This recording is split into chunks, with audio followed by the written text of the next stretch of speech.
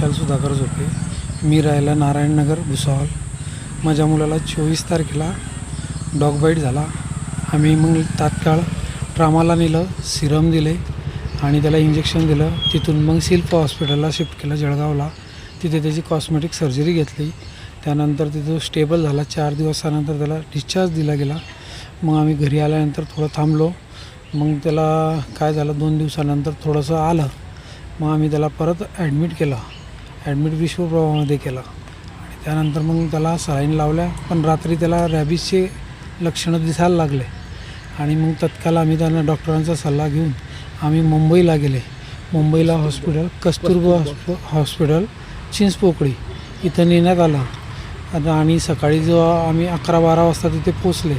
डॉक्टरांनी त्याला बघितल्यानंतर डॉक्टरांनी डायरेक्ट नाही सांगितलं.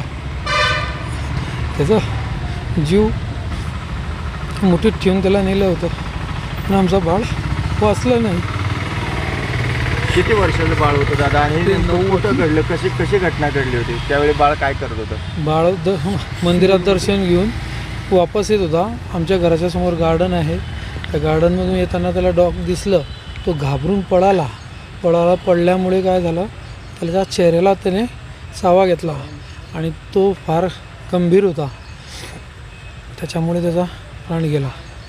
दादा आता तुमची काय मागणी आहे? कुत्रे त्या अजूनही त्या घरामध्ये काल 5 कुत्रे नगर परिषदेने जप्त केलेले आहेत, घेऊन गेलेले आहेत. जे कुत्रे जप्त केले त्यातला एक कुत्रा आहे तो, आणि जो कुत्रा वागवतो आम्हाला त्याची अशीच मागणी आहे की बाबा त्यावर काहीतरी ॲक्शन झाली पाहिजे आणि त्याच्यावर काहीतरी दंडात्मक कारवाई, फौजदारी कारवाई जे पण असेल नियमात ते त्यावर करण्यात यावी हीच आमची मागणी. कारण की आमच्या कॉलनीत अजून छोटे मुलं आहे जे आमचे बाळासारखेच आहे, त्यांच्यावर परत असं होऊ नये. त्याच्यानंतर पण तो 3 जणांना त्या कुत्र्याने या मुलाला चावल्यानंतर पण सेम दिवशी तीन जणांना परत त्याने चावा घेतला होता. तरी पण नगरपालिकाने कोणतीच ॲक्शन त्याच्यावरती घेतली नव्हती. जोपर्यंत आमच्या कॉलनीतून भावाच्या मुलाचा जीव गेला नाही तोपर्यंत त्यांनी कोणतीच ॲक्शन घेतली नाही.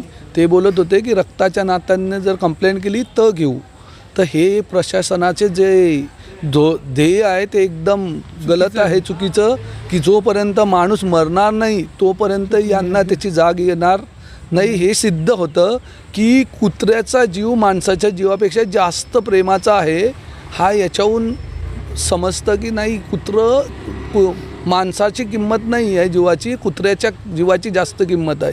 कारण त्याला सर्व काही पोलिसांनी पकडल्यानंतर पण तो लोकांना शिव्यागाळ घालत होता पूर्ण कॉलनीला की मी त्यांचं असं करीन त्याचं करीन, जो त्याच्या समोर येईल त्याला मी बघून घेईल, मग त्याला राहायचं आहे की नाही राहायचं आहे असं स्टेटमेंट पोलिसांसमोर देत होता. खन्ना म्हणून नावाचा एक व्यक्ती आहे, तो त्याच्या डॉग 5 डॉग तुम्ही तिथून कलेक्ट केलेले आहे.